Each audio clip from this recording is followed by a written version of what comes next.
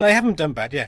Yeah, we'll take David now. That's great. Thank you. And we'll answer that call. And just coming into the conversation then is the one and only Mr. David Icke. Evening, David. Hello, Jim. How you doing, mate?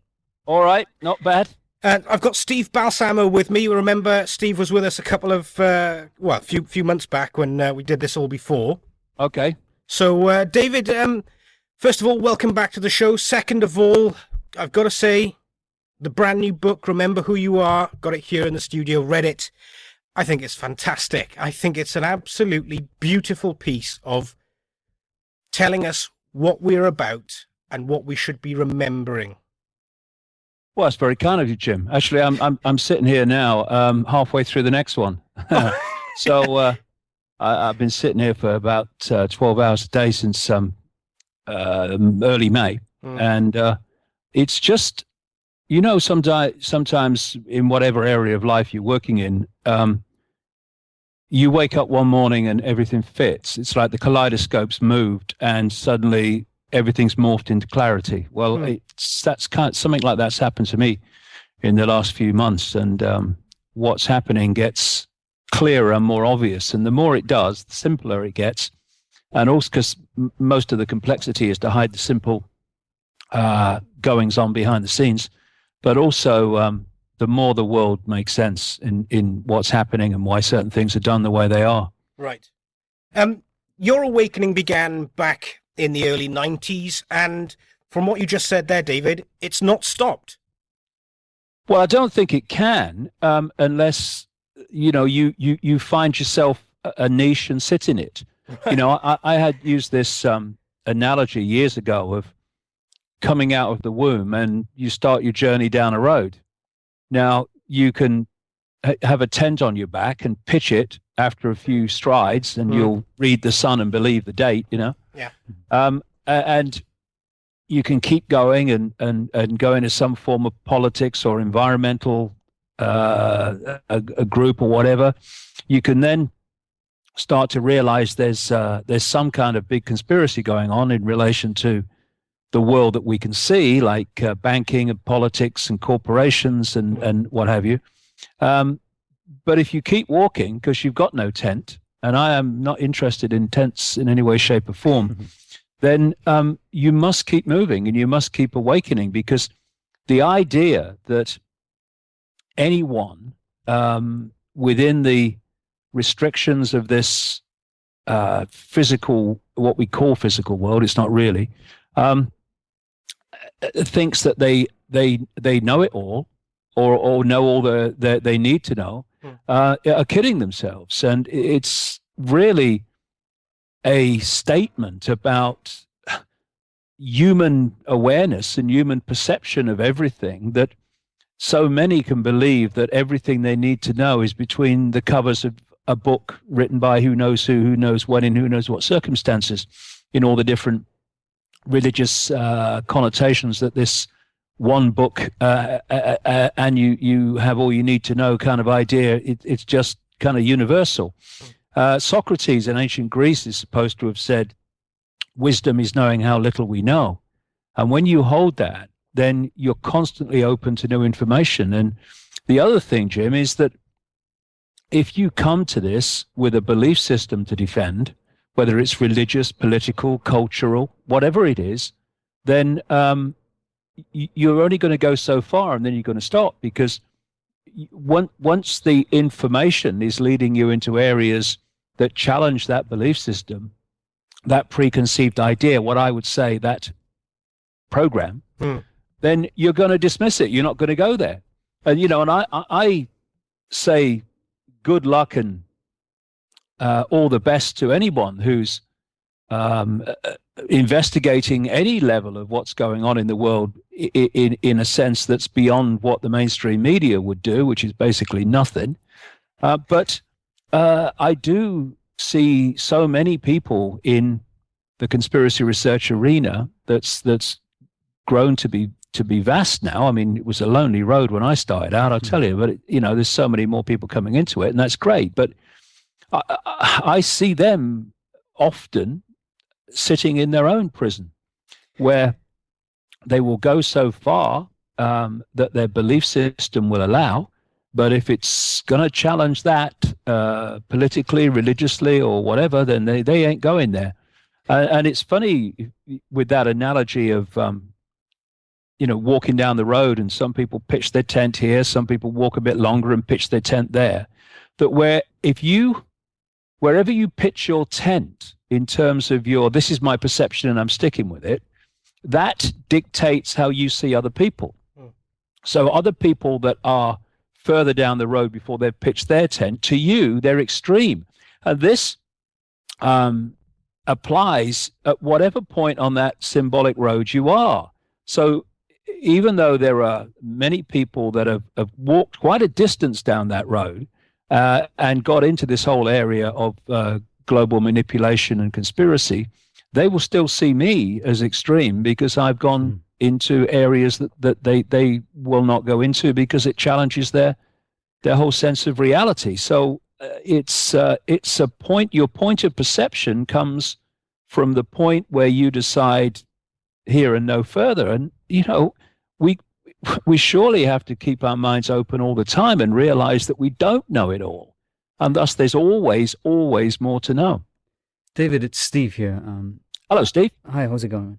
I've been a reader and a listener and a watcher of yours for a number of years, and you've certainly opened my eyes and shifted my perception of the global elites and the various things you've followed over the years. What I found interesting now is that there's almost a cult of atheism that's rising with the Dawkinses, and one of the Penn and Teller guys is writing books on atheism. It's almost as if people are kicking against dogmatic religious views and ideologies, and yet, because it's almost as if they think that something is not right, and yet they're coming with an almost similar dogmatic atheist viewpoint. You're absolutely right. I mean, that is a really good point. Religion, when people think of that word, they think of priests in frocks and the usual stuff. But a religion, to me, is a unshakable, immovable belief system. And what I see with people like Richard Dawkins, who I debated with years and years ago at the Oxford Union, actually was on my side. It was science v. religion, and I disagreed with both of them. So, but I watched him at work at close hand, and I've seen him many times, and he is a religious fanatic from my definition of that. In that he's got a dogma that says, basically there is no greater reality, and that, we're a cosmic accident, life's a bitch, and then you die, which is fair enough. That's fine. But don't tell me that you are anti-religion when you have a religious belief system. You just don't call it that name. He's the high priest of this. And I think that this whole reality, and to a very large extent this conspiracy, is maintained by polarities and bouncing people between them. When, virtually nothing is black and white. It's always a shade of gray. And so you have on one side the rebellion since the peak of its powers against religious dogma. So because the religious, my father's a good example, actually. He was a very, very intelligent man, my father, but he had very bad experiences of religion. In one of the things he did was come up from North Africa through Italy at in the latter stages of the war. And he saw in places like Naples abject, gut-wrenching poverty all around these extraordinarily wealthy churches, and the money was still expected from these people. So he had a really bad experience of religion, and as a result, he threw the baby out with the bathwater, and he rejected any idea of life continuing after the end of the body. And I see this a lot. People will react against or rebel against something, which is a polarity, but they'll bounce to the other polarity. And you don't have to be an atheist to reject the religious version of God. I mean, what I'm saying is that there is one infinite awareness, and we are all expressions of that infinite awareness. Therefore, instead of focusing on a deity, I've said many times, I think that there was genetic manipulation of the human form, and one of the things that they did was take a vertebrae out of the neck so that humanity is always looking up. Yes, I've seen this in your videos. We have to look up to heaven. We have to look up to deities. We have to look up to scientists and doctors and all this stuff, when actually we're all expressions of the same one whole. It's just that some people have an awareness that's expanded enough to see that, and others don't. Because for me, what we are is a point of attention. We are a point of awareness.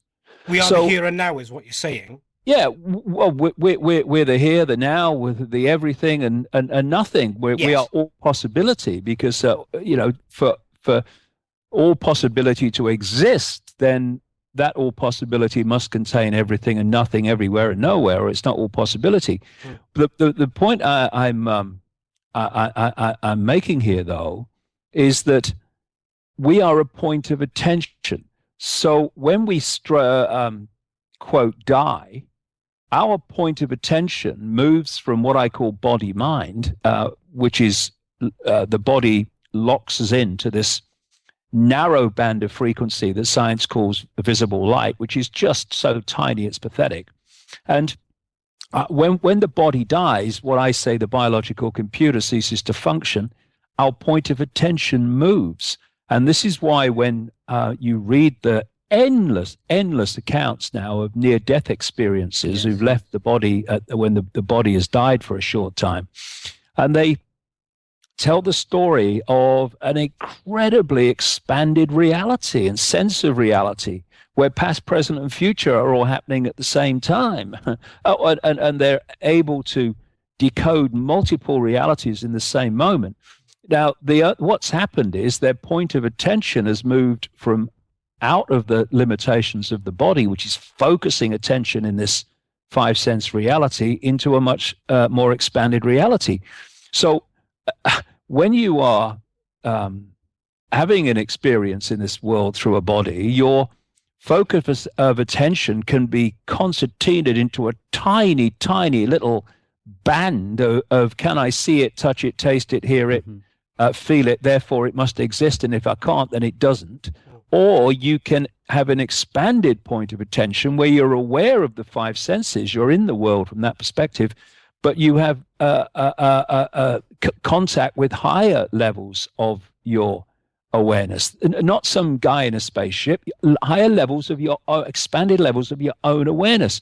And so you're in the world in terms of your daily experience of it, but you're not completely of the world in the point of perspective from which you're looking at it. Yeah. And someone in that state, and there are more and more like that now, will see the world completely differently to someone who's locked away in the five senses almost entirely, because they will not be able to perceive what these other people are perceiving, and thus their only way of explaining it is the person must be crazy. Right. Which is what's going to bring my next point on to there, David, and you did it well.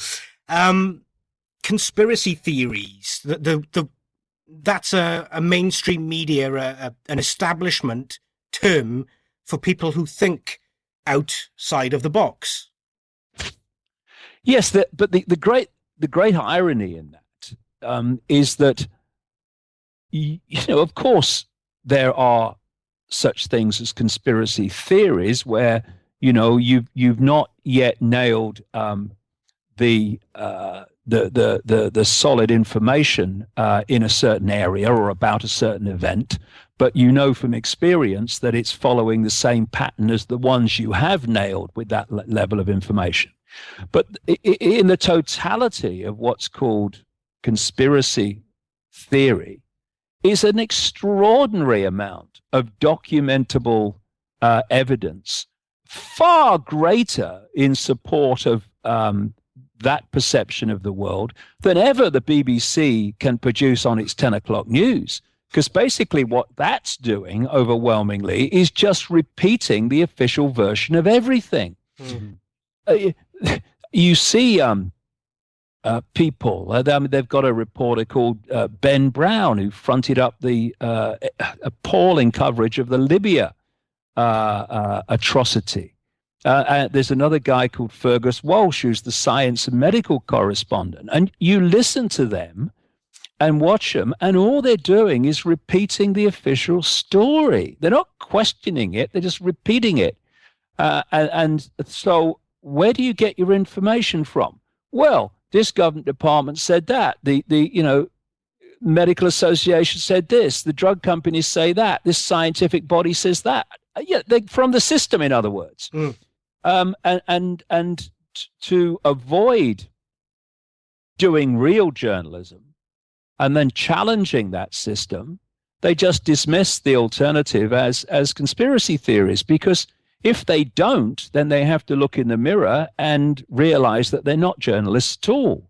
They're just part of the great public relations edifice of the official version of everything. The corporate world rules. Yeah, what I thought about as well, David, sorry to interrupt, that the official story of our creation is in fact a conspiracy theory. The official truth, or the line that we're fed, that we came from the Big Bang and therefore everything expanded out.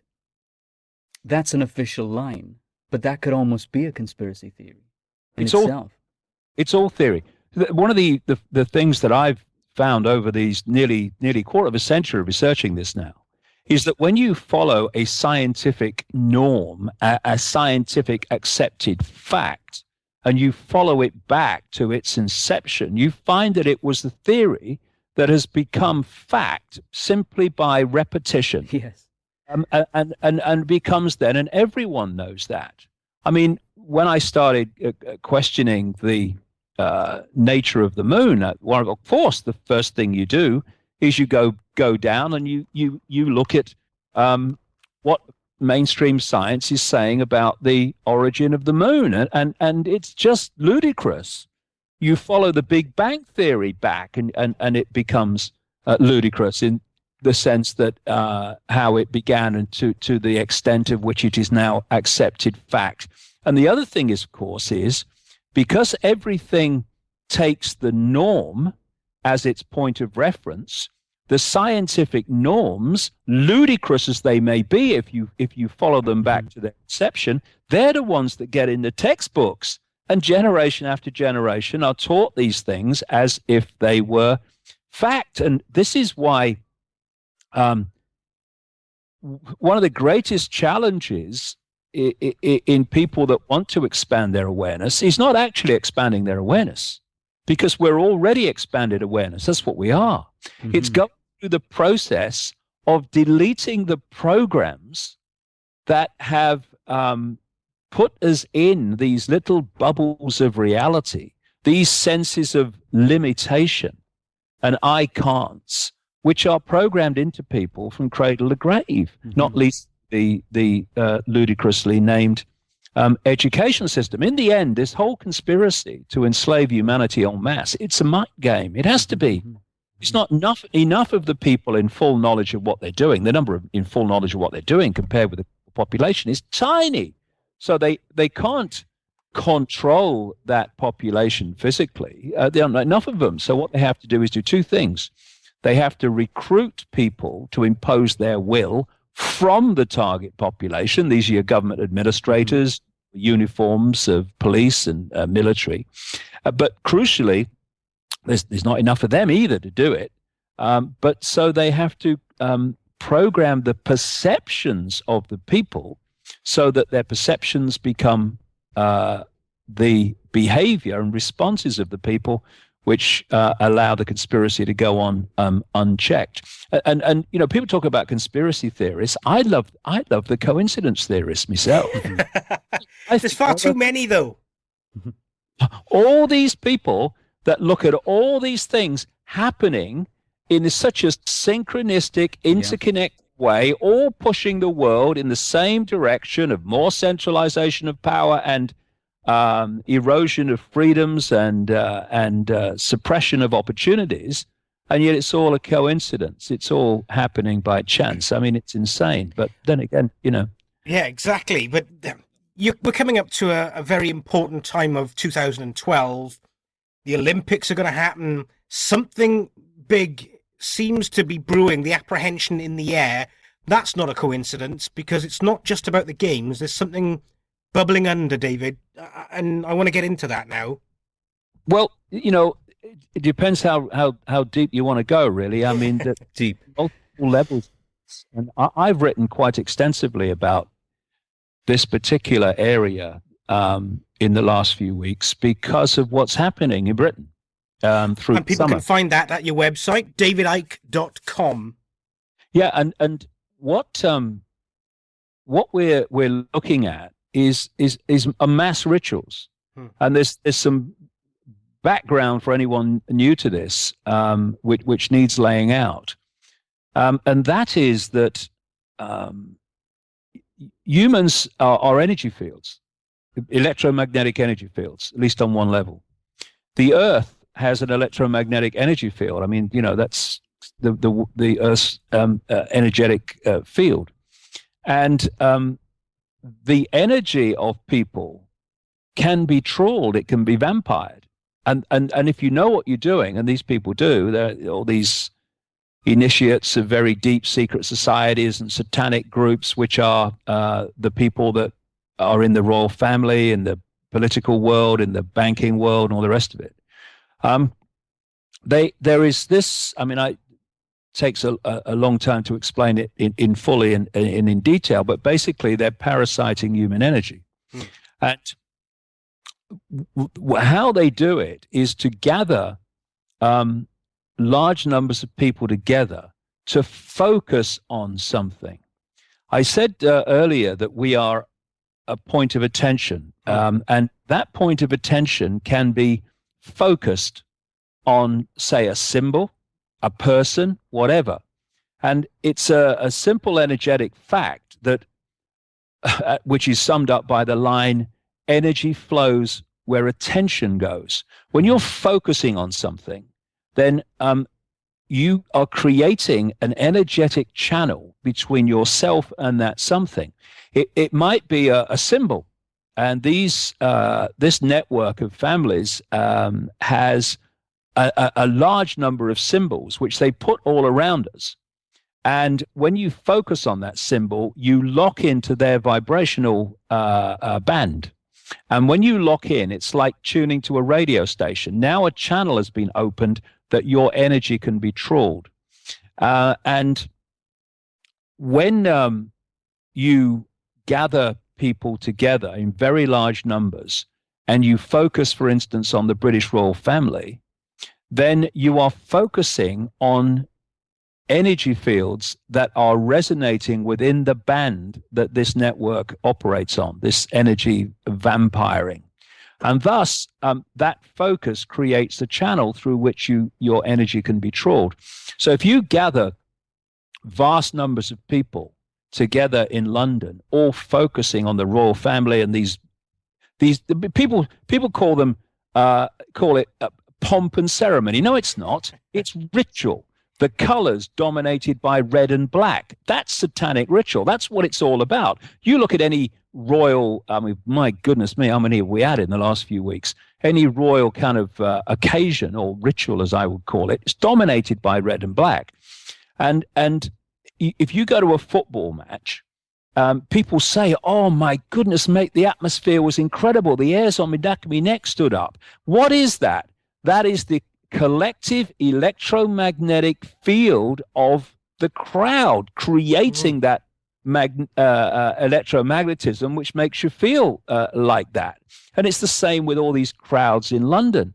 And in terms of the symbols of this network, one of the key ones going right back to antiquity is the flame, the lighted torch or the flame. Of Semiramis.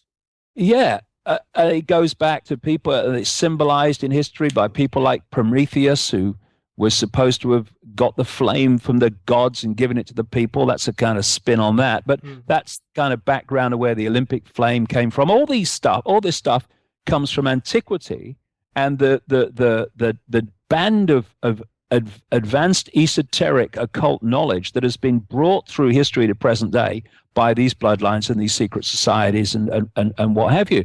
So at the same time, this summer, we've had this focus on the flame. The flame's going all around the country.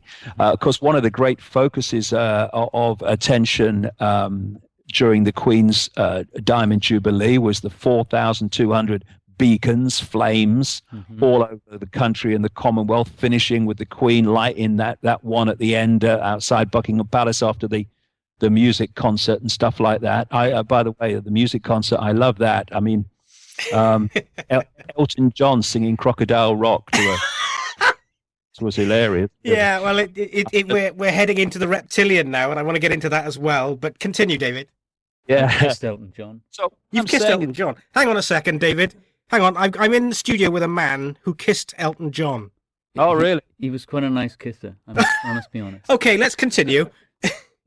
So we're moving now to this Olympic Games when absolutely the focus is going to be on the flame, and they're going to have this opening ceremony which is going to build and build with the focus of the attention of the country on it, and it's going to culminate with the lighting of the flame. And you know, I go into this in detail in my books, but the flame is absolutely in so many ways at the heart, at the center of their ritual and their symbolism.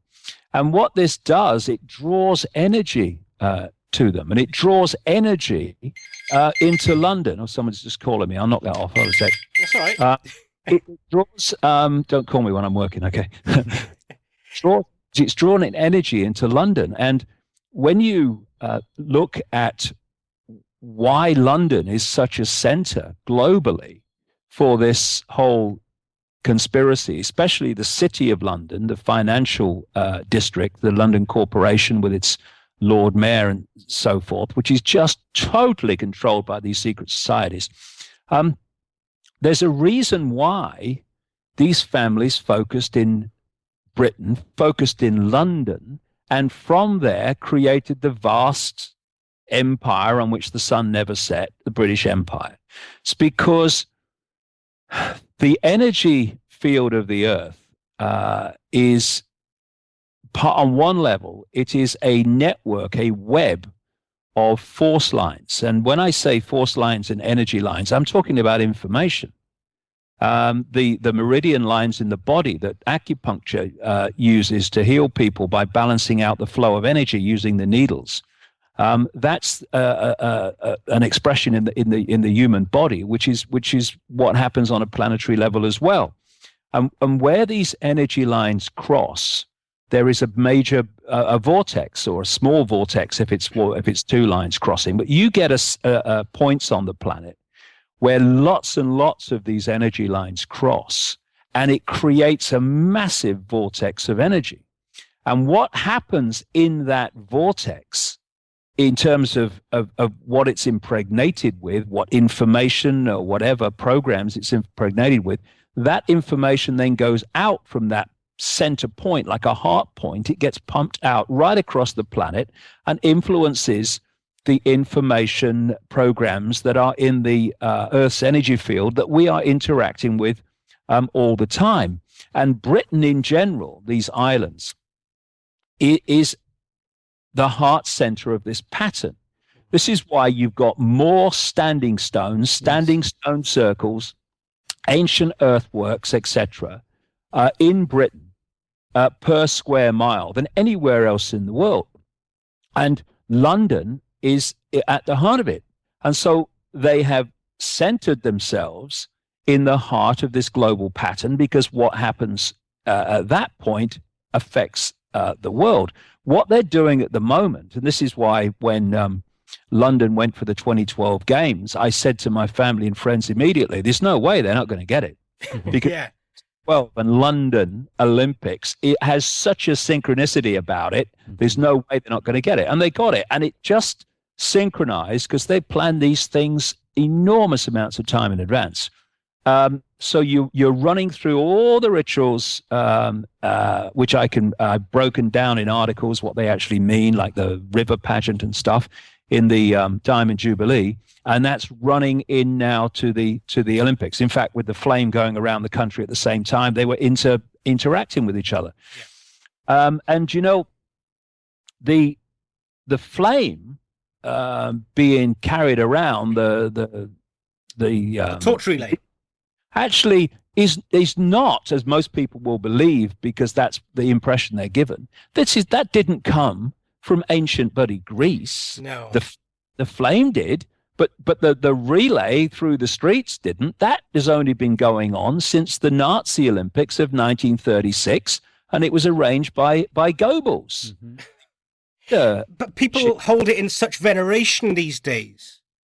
I know. So what you've got, and of course the Nazis, I mean, I've written about this seriously, extensively, and so have other people. The whole of Nazism was based on this ancient knowledge. You know, you look at the SS and stuff like that, it was all broken up into levels that related to the ancient secret societies and what have you. So the fact that, you know, they focused on the flame and started this relay stuff was all coming from this ancient knowledge of what the flame meant and what the flame means. So it's a ritual. The Nazis were absolutely obsessed with ritual, as these bloodlines are in general. This is why you had the Nuremberg rallies with all the colors and the lights. And the flames. And that's what the Olympic torch relay is. It's a ritual. Of course, most people, vast majority of people don't know that. But it's making an energetic journey right the way through the country. And where's it going to bring that? To London. And you know, to people listening to this for the first time, I'm sure they're going, what? This is far out. But when you've studied it for the best part of 25 years, it's so bloody blatant, because the same things happen everywhere. So it is in effect a magical ritual, Exactly. a rite to bring the energy from four corners of this country back into London, to then do what? Disperse for their own energetic gain. This is an interesting question, and I can't answer it for definite. We're going to have to wait for the experience and see what happens. Now, it is possible that this whole energy ritual is just about focusing it in London and trawling energy, because, you know, as quantum physics understands, or the deeper levels of it anyway, there is no time and space. Everything is everywhere. You know, you can't understand why particles can communicate instantly with each other when they're billions of miles apart. Well, the answer is there's no billions of miles. That's the illusion. They are actually the same energy field, and thus they can act instantly in response to each other. And thus, if you're sitting in Australia and watching the opening ceremony, or watching the games, or focusing on the flame or whatever, you have made an energetic connection to it, and it can affect you. And of course, the Olympic Games, which is why they if not hijacked it, started it from the beginning in terms of the modern games. It's one of the greatest, if not the greatest, television audiences of all time, and thus you've got those billions of people that you can attach to through focus upon them. So that's one level of it, which is possible. That's just what it's about, because it's certainly about that. But I said earlier that when you do something which creates an energetic impact within these major planetary vortexes, like London and Britain in general, then you send that out across the Earth's energy field through all these ley lines, meridian lines system that I'm talking about. And thus, if they gather this energy together and focus it on London, and then, I'm not saying this is going to happen, I'm just saying how it works, and then have a massively negative event in London during the games, or possibly just afterwards, then the impact is going to be, on a planetary scale, massively in this country, but on a planetary scale, is going to be enormous in its effect. And if people, find this hard to believe, I do understand that. But, there are organizations that have got technology around the planet which is measuring the Earth's energetic field. When 9/11 happened, there was an enormous spike. That's right, yeah. Field, because that field was being impacted by the emotional energy produced by the collective global response to the horrors of 9/11. Now, if you focus all this energy, as they've done through the Jubilee and the Olympics, on London, and then you encode it with the energy of some horrific event, then that is going to impact on the collective psyche of humanity in a significant way. That is possibly what they're planning. I don't know. Well, sorry, David, is it about generating a turmoil to, one, again, troll that catastrophic, that weird energy, and secondly, to bring in something that you have deemed the problem, reaction, solution system? Well, yes. I mean, for people who haven't come across that, it's a name I gave to the most powerful and effective mass mind and manipulation technique that these families and networks use. Problem, reaction, solution. You want to change the world in a certain way. You know that if you openly say this is what we're going to do, then you're going to get a massive anti-reaction from the people. Don't say what you're going to do openly. You create a problem covertly, like 9/11, which was nothing to do with 19 hijackers that couldn't fly. And you then carry out your manufactured problem, whether it's banking collapse or a terrorist attack, whatever. You then use your unquestioning media to tell the people the version of that event you want them to believe, i.e. these guys that couldn't fly Cessnas flew wide-body jets in ways that professional airline pilots have told me they could never do.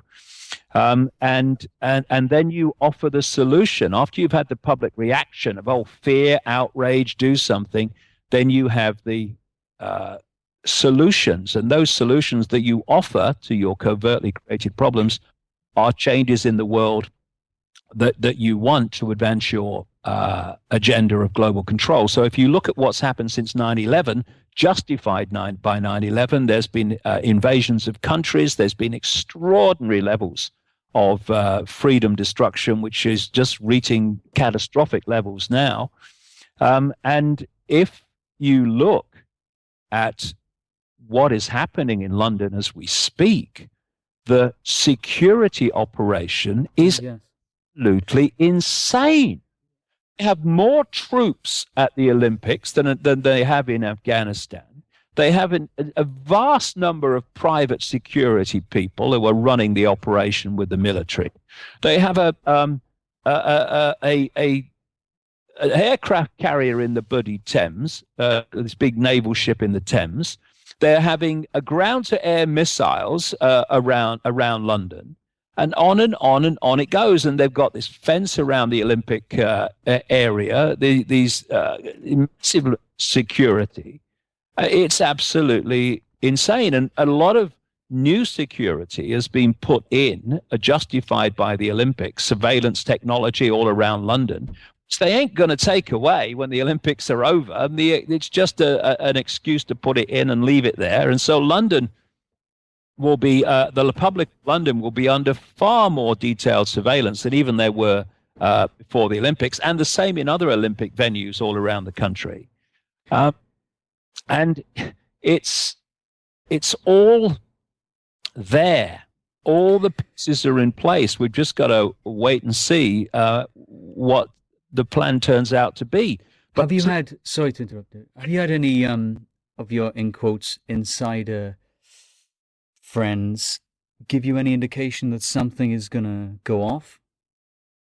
Well, you can't trust people in that arena, really. I mean, there are people in conspiracy research. I won't mention their names. There's no point. But they say my insider source told me this and all that stuff. It turns out to be total rubbish. Because most of the stuff that comes out of these spook areas is not information. It's disinformation. Sure. Disinformation is never not true, or rarely, because you'd suss it. It's a lot of things that are true, and then they spin it with what's not true to take people in to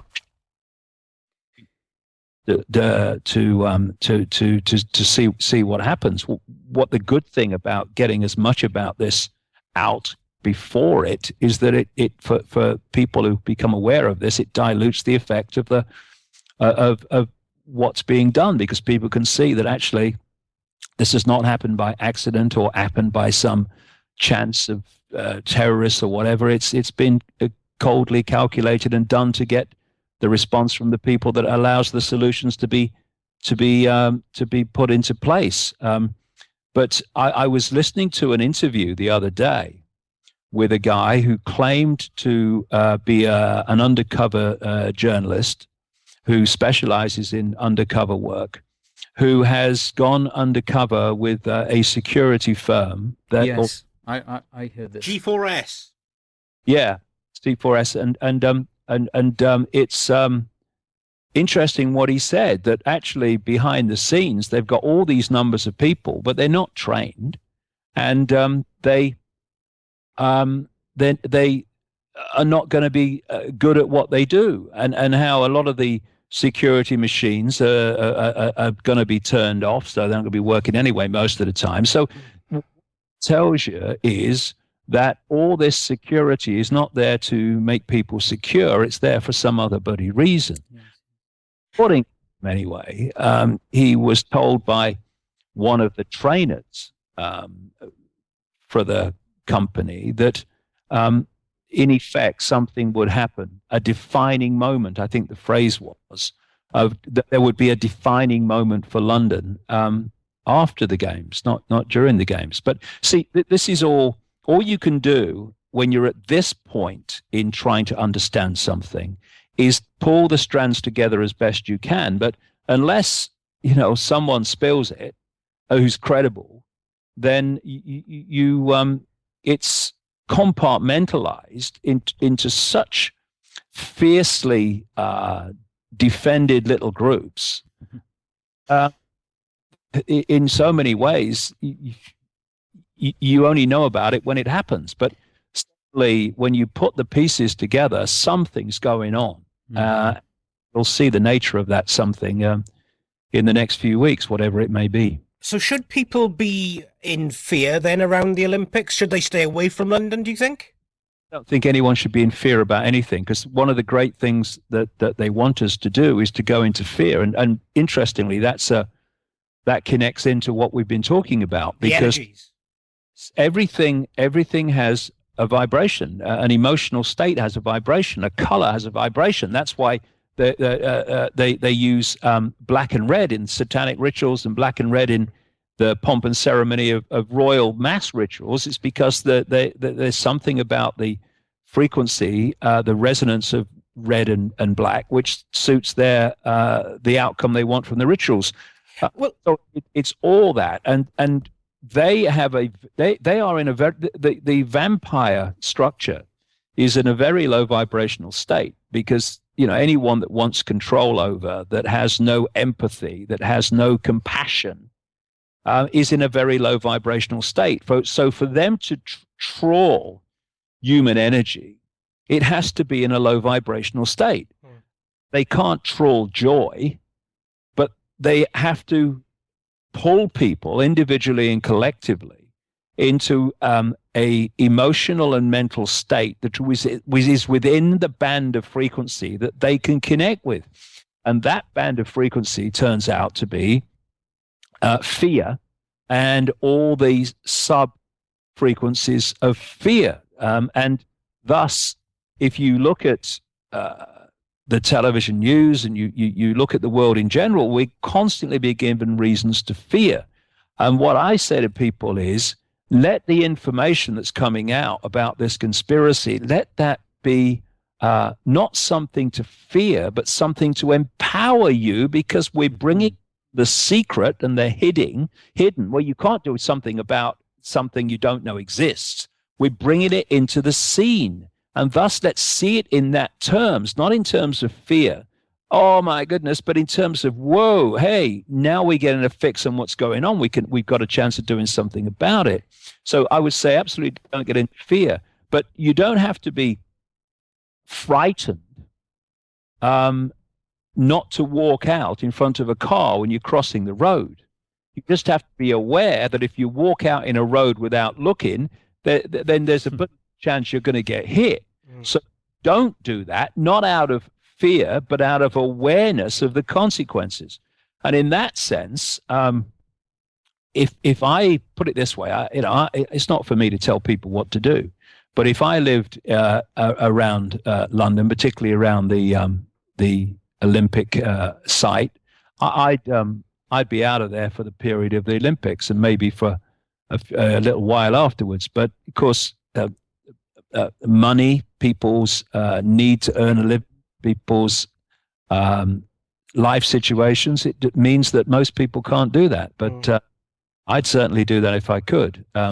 It's not to say something's going to happen, but I think there's a very good chance that it's not going to be a nice place to be. I quite agree.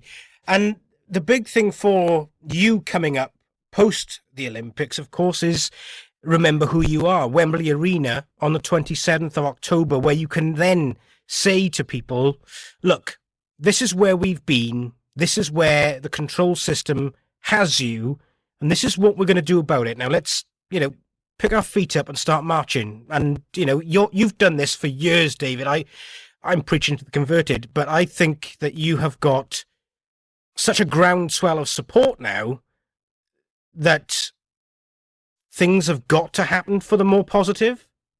Well, yes. I mean, it's interesting, and I have to smile sometimes when you get into an interview and you don't know where it's going when you start, and it goes in a certain direction, and things keep coming in that relate to that direction, and that's what's happening here, because I do everything by intuition. If I feel to do something, I'll do it. And my head's not done this for a long time, but in most people it does, and did for me for until I started to awaken to a bigger picture, and that head comes in and says, you can't do that, you mustn't do that, that's crazy, and all that stuff. But you go with your intuition and it works out. And I had this real strong intuition in the second half of last year when I was traveling around the world, talking all over the world, that I wanted to hire Wembley Arena just before Christmas 2012. And it was a massive financial challenge or risk, because, of course, the venues want the money long before the actual event. In fact, we were paying that in February, and it's not until October. But intuition speaks, I go with it, because over the last 3 years, it's justified that in the way my life has worked out. Didn't look like that sometimes when I was undergoing ridicule, but it's actually led somewhere just by following that intuition. But I didn't know exactly why. I just thought I need to do this. One of the whys at the time in my mind was I want to get as many people together in one place to have a visual statement. Look, the world's not as it was before. Look at all these people who are starting to see it, and we're not having it anymore. But as this summer has unfolded, and I watched these rituals play out, it's hit me more and more about why that intuition said Wembley Arena, 27th of October. It's because as we've come through all this stuff and whatever's to come, we will move into that space where in London, and there's an organization in America called the Institute of Heart Math, which does some great work on researching the power of the heart. And that's not just the power of the physical heart, it's the power of the energetic heart, which is this vortex in the center of the chest, part of this, what they call in the East, the chakra system, this wheels of light, their vortex system, which interpenetrates the human energy field. And what they've done, what the conspiracy has done, is taken us out of the heart, which is the power center, the really innate intelligence, far more intelligent than the brain. I mean, one of the things that this Institute of Heart Math has reported is that there are far more nerves going from the heart to the brain than coming the other way. And found that if the heart, and they found that the heart has the most powerful electromagnetic field in the body, when that electromagnetic field generated by the heart is in what they call coherence, in other words, it's balancing, it's balanced and harmonious, and it comes into harmony with the energy field of the brain and the central nervous system, then that takes people in that harmonic state or state of harmony into a totally expanded state of consciousness. And the key to holding that balance and therefore opening that expanded consciousness is the coherence of the heart magnetic field. And what happens when you in fear, when you worry about the future, when you have regret from the past and all these low vibrational emotions, is it shuts down that heart field, and it takes our point of attention from the heart into the gut, the what I call the belly chakra, which is where we process emotion. This is why we want to go to the toilet if we're really nervous, because belly chakra impacts upon the intestinal system and the colonic system, etc., and that's where it comes from. We have butterflies in the tummy, as people say, when they're nervous. That's that emotional vortex. And what they've done with humanity in general is massively part of this conspiracy, is they've pulled people out of the heart, where humanity was long ago, eons ago, into the belly. So when people say, when they feel intuition, they say, I just feel I've got to do it. And where do they put their hands often? Over the center of their chest. Subconsciously, they're saying, my intuition, my heart is telling me. And we say, what does your heart tell you? Never mind your head, what's your heart tell you? But more and more you hear, what does your gut tell you? What does your emotions tell you? And we've moved from interacting with the reality through the heart to the emotional level. And if you look at people's responses to situations in the world and in their lives, invariably that point of reaction comes from the emotions, an emotional response. Problem, reaction, solution is the manipulation of an emotional response, the reaction, the emotional reaction, which allows them to offer their solutions. And the other thing they found and this is all leading to Wembley. It's the same question: is that the power of expressing what we call love in its true sense? Not I saw you down the disco. Love you, Fancy you, love. Yeah.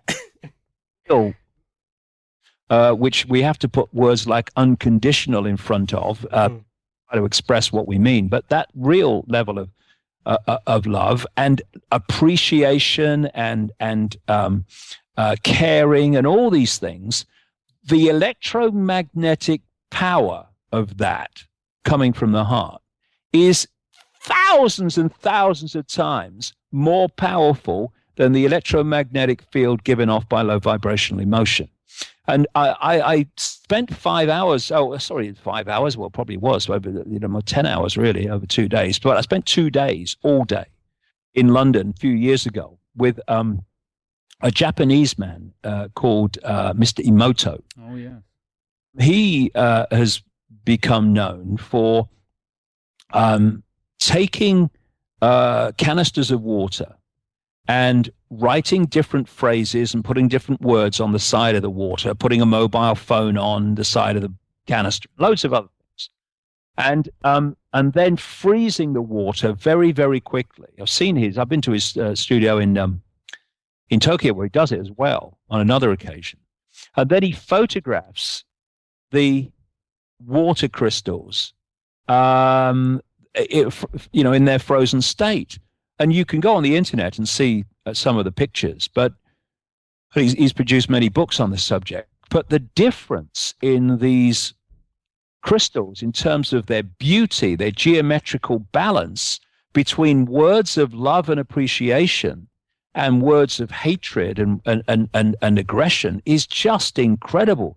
Words of love and appreciation, you've got this beautiful geometrical pattern in the crystal. And then you see hate, I want to kill you, and all this stuff. And the other crystal is just like it's been dropped on the floor and blob.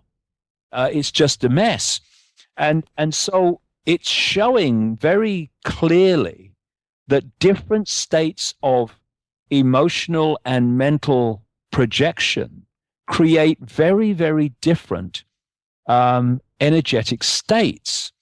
And this is really where the conspiracy goes on and where the answer to the conspiracy goes on in this energetic level. In Remember Who You Are, I detail the work of the Aerospace Institute in Stuttgart, Germany, where they found a way of photographing the information in water droplets. And what they did in one experiment was they put a flower in this big canister of water, and then they took it out, and then they photographed individual droplets from that big canister of water, and every one had the flower in them. And they got some people from the local community to go up there, and they got them to take 4 droplets from a big canister of water again and put it into a dish with their name on, 4 droplets. And when they photographed them, they found that all 4 droplets in each dish were the same, but the droplets in each dish were all different to the ones in other dishes. In other words, in that simple process of taking water droplets from a canister or a tank and putting them in a dish, that water had been impregnated by the unique energetic signature of the person doing it. So when I talked earlier about the way they manipulate energy, they are coming from this understanding. So where I'm going with Wembley is this. I've become more and more clearly seen that if we can gather a large number of people, it can be anything between, we've got 5,500 seats at the moment. We can go more, but we'll see how we go. But the more people that we can get in there, we have to make the decision on how many seats it will be in very early August, because new payments are due if we go any bigger. So we've got to make a decision then. But if we get a large group of people there, for what is going to be 9-10 hours, because it starts at 10 a.m. around 10 a.m. and goes through into the evening with 4 sessions. There's music, 4 sections where I pull different things together, which are all connected, and there's like 1,500 illustrations and stuff like that, going all the way through the day, and it is the most advanced thing I've done in terms of public presentation so far. I mean, I'm literally this summer and autumn, and the process of it now as I'm writing this book, I'm going back almost to a blank sheet of paper to create this Wembley presentation. Wow. So that's how much new information there's going to be and the way it's going to be put together. But that process of bringing together people with open hearts and open minds to come together as one energy field, and you know, when we get together, we're much more powerful than the sum total of the parts. It can create an energetic field and a vibrational impact that will not only negate what they're doing, but can actually more than negate it. That's the difference in power between which comes from the heart and that which comes from the gut, which is where, and fear and all the rest of it, which is where their rituals come from. So I'm, you know, this event's very, very important to me because of the way things are going in through the summer in terms of what I'm seeing. This is more not just a damming of a river, it's a stemming of the tide and a pushing it back as well, isn't it? Well, yeah, I mean, I got a quote on my website where the ad is for Wembley, and in which I say, you can dam a stream and you can dam a river, but you can't dam a tidal wave. Absolutely. I mean, we've been through the evening. We've been running graphics on our online TV stream, showing people, you know, where they can buy their tickets, what the dates are, and everything else. But it is all about that sort of spiritual King Canute phenomenon that you've been, you know, like I say, it's a groundswell of support for 20 years. Well, yeah, from from being 6-0 down 20 years ago. The other thing about Wembley is at the same time this is happening on an energetic level, I will be laying out, I think, from much deeper in the rabbit hole that I've ever been, the information about the nature of reality, about the way our reality has been hijacked, because that's what the conspiracy is. It's a hijacking of human perception. That's what it is. And putting present day events into context and then looking at how we bring this house of cards down. And that's what it is, a house of cards. And we, silly sods, are holding it up. And the reason we're doing that is because the fact that we're doing it, the fact that the house of cards even exists, has been kept from us. But not now. I mean, you know, in the last few weeks, mate, honestly, I've been sat here and my jaw's dropped and I've gone, oh my God, it's so obvious. I've been very much the same, and I'm sure Steve has as well. What I want to quickly, before we disappear, we'll come back and mention more about Wembley, but the banking sector, all this open judicial inquiry, whatever, it's all a smokescreen because somebody's making money somewhere off this. Well, you know, in terms of problem, reaction, solution, we have seen such a massive example of this since 2008. I lay out in Remember Who You Are and Human Race, Get Off Your Knees how the financial crash of 2008 was orchestrated from the 1980s by a guy called Alan Greenspan, who was the head of the Federal Reserve, and other people that I name, and two of the people that were involved with Greenspan in orchestrating the deletion of checks and balances, which allowed the banking system and the financial system to go into that frenzy of greed and destruction, were Larry Summers and Timothy Geithner. Obama came to power and appointed people to sort out the mess. He made Treasury Secretary Timothy Geithner, and he's the major economic position was given to Larry Summers. In other words, those that caused the problem were brought in to solve the problem, which of course was to find a solution, which they said was a solution, and that's let's hose trillions of dollars in the direction of the banking system which we represent. And it's gone on, and this whole thing in Europe with the euro is totally and utterly manipulated. It's another massive problem reaction solution. There's a number of elements to this. First of all, as well as understanding the mass manipulation techniques they use, like problem reaction solution, and the other one I call the totalitarian tiptoe, where you start, you know you're going to Z, but you know if you go there too fast in too big leaps, then people will look up from the X factor maybe and say, so you do it in as big a leap as you can, going from A to Z, your planned outcome, but not so big you hope that you alert too many people to the pattern and the direction and how it's all going. And the other thing that we need to know to go with that, to really start to see the world in a different way, it's where they want to take us with these techniques. And that is a global Orwellian state that will be based on a world government dictating to all countries, although countries will cease to exist, there'll be regions. A world central bank dictating all world finance, a world currency, single electronic currency, no cash, massive implications for freedom in that. And among other things, a world army to impose the will of the world government. Now, what we're seeing already are de facto versions of that. We have a de facto world government, which goes under code names like the G8, the United Nations Security Council, and the international community.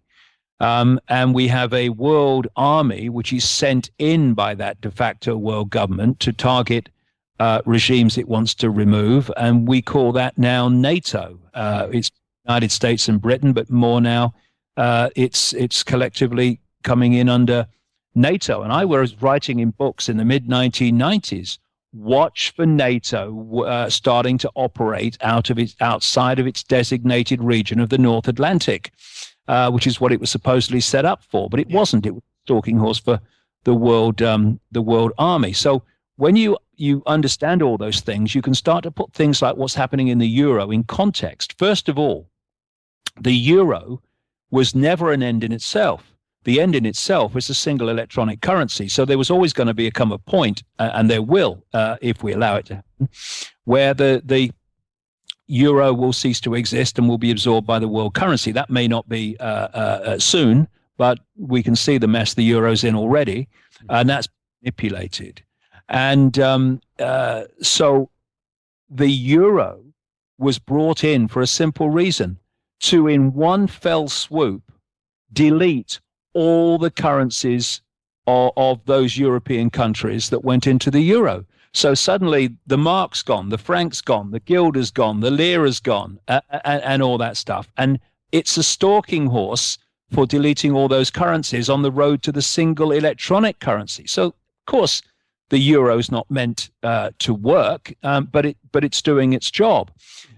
What we're seeing now is because they're crashing the euro and they're causing this mayhem in Greece and Italy and Spain and Portugal, this gang at the center of the European Union, which are just front people for this network I've been exposing all these years, people like Herman von Rompuy, Rumpy Bloody Pumpy and his mate.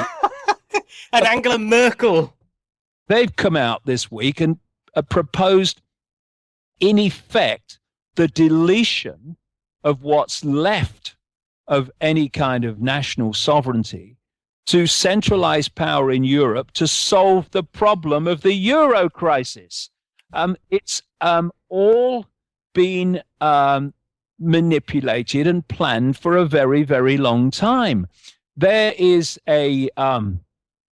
was a guy called Monnet, Jean Monnet, who was a Frenchman, you won't be surprised to know, who is as the father of Europe. the father of the project, which has become the European Union.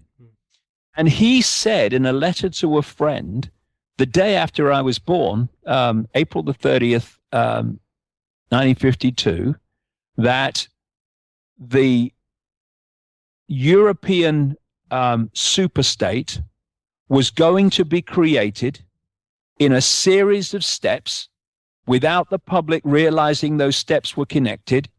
And each step, this letter said, was going to be justified by an economic excuse. That's not exactly the wording. That's what he says. I can give you the exact wording if anyone wants to know it. But that's the gist of what he said. And we're still seeing it. This is what this Euro crisis is. It's creating more excuses to push this project on of the centralization of power in Europe and deleting sovereignty. And people like David Cameron and Blair before him, with the irrelevance in between them of Gordon Brown, are in on this. They know this is the case, and they make all. And this guy, Foreign Secretary William Hague, they know all this, and they make these public statements about not letting any more sovereignty go, and we're going to stand up against Europe. And what do? They don't. Excuse me, they don't. Here's the quote from John Monnet: Europe's nations should be guided towards the superstate without their people understanding what is happening. This can be accomplished by successive steps, each disguised as having an economic purpose, but which will eventually and irreversibly lead to federation. 60 years ago, he said that. That sounds something very similar to what Adolf Hitler wanted back in 1933. You're right, mate. He wanted a United States of Europe, which the Nazis controlled. And what we have is now a United States of Europe, which Nazi minds actually control. And it's interesting, this whole European thing. It's such a scam. It's unbelievable. We had something called the Soviet Union. And that was the big, bad Soviet Union. Oh, Cold War. We got a Cold War. We got a problem. We created it. We're telling you that. But we need a great expansion of nuclear weapons because of the Russian threat and all this stuff, the Soviet threat. And then they broke the Soviet Union up, and they did it on purpose through one of their frontmen called Mikhail Gorbachev, who was a frontman for the Rockefeller and Rothschild families. And down came the wall. And the idea of that was they'd got to the point in their time scale, they wanted to break up the Soviet Union, which they'd created, to start to bring in and absorb countries of the former Soviet Union into the European Union and into NATO. And so now we have a European Union, which has more countries than the Soviet Union, essentially controlled by bureaucrats like the Soviet Union. I mean, dissidents that came to the West out of the Soviet Union to escape that have actually said publicly, the European Commission is nothing more than the Soviet Politburo. Is to have this illusion of democratic accountability in Europe, is to have a European Parliament, which is ludicrous. It has no power. Often in debates, they switch the microphone off after 2 minutes if you go over, and it's not even in the same place as Commission, which is in Brussels, the heart center. That's where NATO is. It's off in bloody Strasbourg, and so it's like, you go off, don't worry your little heads. You have your silly debates that have no power, and we'll get on with it in Brussels. So it's literally the Soviet Union. It's the Soviet Union of Europe, and they have done it by this process of problem, reaction, solution, and the totalitarian tiptoe. So you have your Maastricht Treaty, takes away more sovereignty, centralizes power. Oh, that's it now, and oh no, now we just need this Lisbon Treaty, this tidying up exercise. And of course, with the Lisbon Treaty, they crossed the Rubicon into so much power being given to the center that they can now do what they bloody like, basically, and are doing. Well, therein lies a completely new strand that we will pick up when we come to see you in Wembley, David. Well, that would be great, mate. It'd be nice to meet you. Yeah, it'd be great to catch up. Your book, your brand new book, Remember Who You Are, is out now. You can buy it at davidicke.com from the bookstore there. Steve, any more last words before we got to let that? Because thank you so much. We've kept you so long this evening, mate. Thank you. I'll just like to say this to David. Thank you very much. I have a friend whose partner is quite a well-known TV news person, and this friend of mine is very politically oriented and very clever. I brought some of this stuff that we've been doing, talking to this person, and opened up a debate. She thought I was insane. Absolutely. It kind of struck me that a very intelligent person would not kind of start putting these dots together and seeing what was going on. A very closed mind. Well, this is a very interesting area because I obviously worked in the BBC News and saw the mentality there. And see, we confuse intelligence with being conscious. The 5 sense left side of the human brain can, on the level of perception of the 5 senses, appear to be clever. It can appear to be intelligent. But that's from what point of observation? From the observation that the world is as that mentality thinks it is. And therefore you have an intellectual debate. But what is the intellectual debate? It's based on a tiny band of possibility, which the intellectual accepts is possible, is the band of possibility. From the point of view of being conscious beyond mind, those that appear to be highly intelligent are incredibly stupid and short-sighted and blind. And the newsreader and the Richard Dawkins in science, the doctor that believes what he's told at medical school, they're all coming from the same basic intellectual level. And there's a difference between being clever on an intellectual level and being wise. For instance, it's very clever to know how to create a nuclear weapon. It's not wise, however, to do so. This is the difference between cleverness and wisdom. And cleverness without wisdom is the most destructive force on earth. And that's why we have the world that we have. And when you go into journalism, you go through a process of becoming more programmed than the general population often.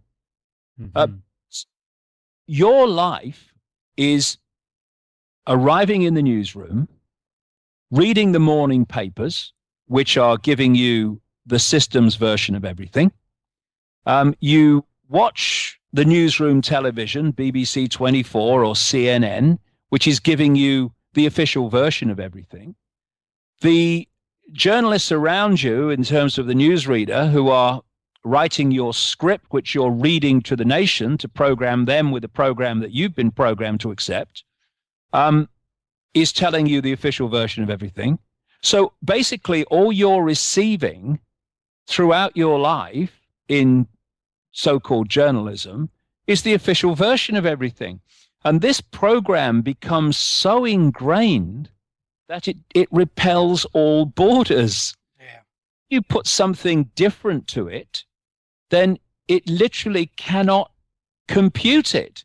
And more than that, it now has a massive personal stake in what you're saying to them not being true. Because if it is, they first of all, if they've got any decency, have to look again at what they're doing with their lives, telling people lies every day. Secondly, they've got to look at their life and their career in journalism and accept that they've been believing and communicating not only nonsense, but coldly calculated nonsense for a particular end all their career. Now, only a few people are actually going to have the sense of self-security to do that. And so the biggest, or one of the prime ways that people are held in these boxes of perception is by denial that they're in a box of perception. Therefore, they will never leave it because they're denying they're in it. Absolutely.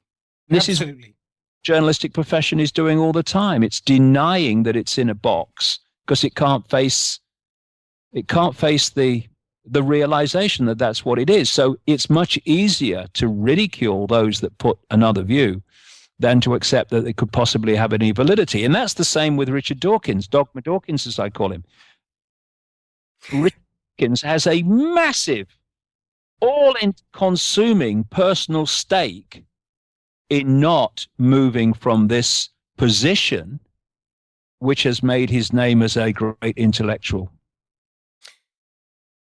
And I think there, I'm going to have to let you go because we've kept you long enough. And thank you so much. I'm going to have my tea now at 20 to 10. Look, David, thank you so much. And on behalf of myself and Steve and Derek, it's been fascinating talking to you yet again. And I hope to do it all over again, maybe sometime before Christmas. But I know you're busy. Can't wait to read the new book that you're writing now, because the one I've just read, Remember Who You Are, is just something else. And thank you so much once again for being on the show. Kind of you. It's a pleasure. I'll see you soon. You take care, man. All the best. Bye. Love and light. Take care. Always free. Always fresh. Always bigger and better than the rest. The Rock Show is the world's favourite rock and metal show. Now playing everywhere.